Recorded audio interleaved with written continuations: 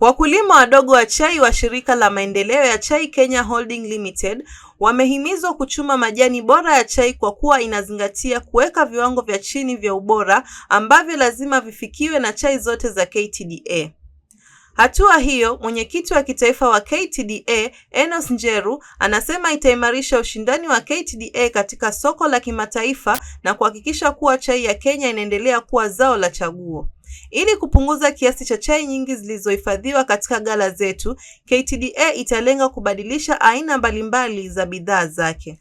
Wakulima wamehimizwa kukwanyua chai yenye ubora wa hali ya juu, huku wakibainisha kuwa wingi wa chai ambao haijauzwa umechangiwa na ubora duni, uvunaji wa chai, matumizi ya mashine, utunzaji wa chai baada ya kuvuna na kukomeshwa kwa mauzo ya direct overseas kumeathiri akiba ya chai. Mostly the issue of quality comes from the production level where farmer plucks tea. Mainly quality is compromised when farmers do not adhere to rules that are given to them of plucking 2 leaves and a bud.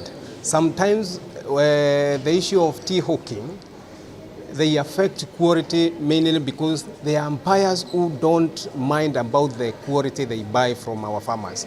But since there has been a lot of economic hardship to our farmers, so sometimes they think of earning something for hand to mouth. So if they don't get something that is motivating, sometimes they may pluck and sell to any buyer who can give him something that specific day.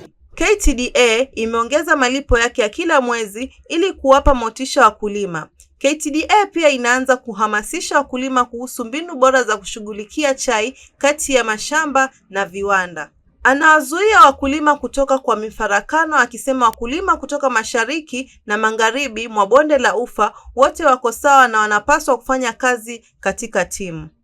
But we've seen KTDA, we've gone up on improving our payment to our farmers. At least we increased monthly pay to motivate our farmers to give us quality. And we've seen this one also increase production in our KTDA teas. Farmers have moved from private entities. Now they are coming to KTDA because of quality. The issue of machinery plucking also compromises the issue of quality. We also urge our farmers also to exercise care when plucking with machinery. Hand picking mostly is the one that gives the best quality, and then we urge our farmers also to look at that. And then also the issue of handling. Tea handling, when we pluck tea and then we put a lot of tea in one basket, sometimes that issue of handling it compromises quality, because when a leaf breaks, it releases to the air a lot of chemicals that also affect its taste when it goes to the market. So certain issues that we are committed to sensitize our farmers so as to look at them when handling, when plucking, and even getting these teas to our factories. This will improve our quality mainly. Mwenyekiti pia amebainisha kuwa hali ya hewa nzuri na upatikanaji wa mvua umesababisha uzalishaji mkubwa wa chai. Mwenyekiti amesema kuwa mipango inaendelea ya kuanzisha kituo cha watumiaji wa kawaida katika eneo la viwanda Nairobi. Kituo kitasaidia kupunguza uongezaji thamani na kupunguza gharama za usafirishaji.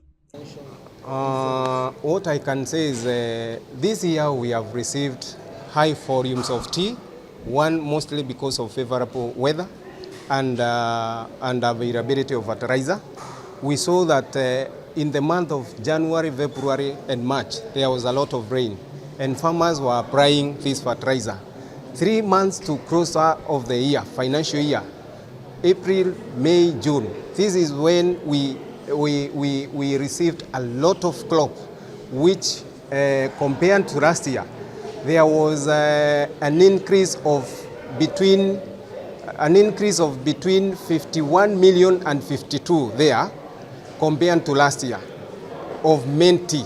So this crop is the one that mainly increased our stocks, and we can also say that due to ban of DSOs, this also affected our stock. So the sales, the teas that we release through DSOs we can say they also increased our stock. But so far, you heard some people say that we have 100 million of kgs of unsold tea.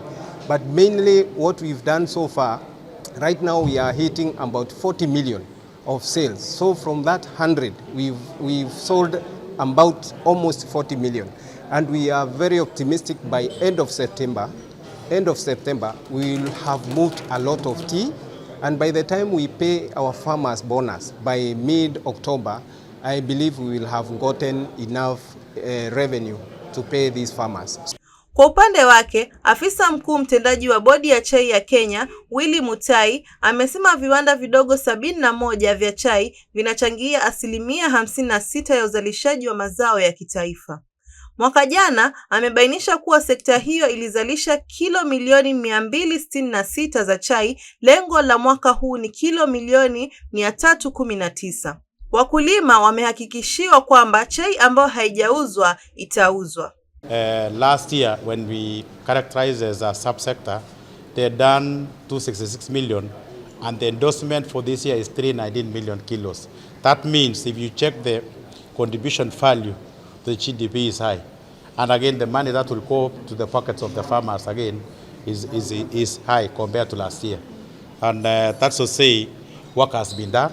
The only teething issues is in terms of the production, which I can say there was a surplus globally. If you rank what we call the global supply, is an endorsement of 392 million, which was in surplus globally. When it comes to national wise, we normally play with around 60 million kilos that we can say of a supply. So when it comes now to the subsector, is to say whatever that is being endorsed as a surplus, it's not a surplus, it's a teas which are on the pipeline on sale. So when you run the production from the small scale subsector based on what they are paying on bonus, and you run on the calendar year for the government running the GDP, we are doing well. So far we are at 22% in terms of the production and the value. So meaning what we did last year, we are up by 18 billion. Meaning with the efforts that we are still having with them, we are likely to hit around 211 billion in GDP. So meaning when you see the outlook for the national, we are doing well.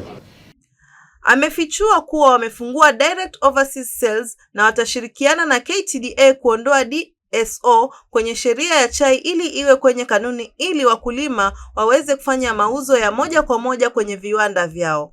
Mkurugenzi mtendaji huyo amesema serikali itaendelea kuweka afua ili kusaidia tasnia ya chai kufikia malengo yake kwa kuzingatia ajenda ya mabadiliko ya kiuchumi. The government will continue putting in place intervention to help the tea industry to achieve its objective as enshrined under the bottom-up national agenda.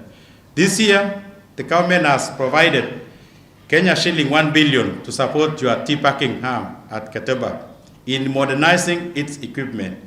It has also set aside 10 billion to support all the farmers, including the tea farmers, with subsidy fertilizer. I implore you and your tea factories to leverage for this government program to benefit your tea factories. This year, we expect allocation of Kenya shilling 2 billion for the subsidy fertilizers for the tea farmers. Nikiripotia runinga ya Fix, jina langu ni Jane Dama.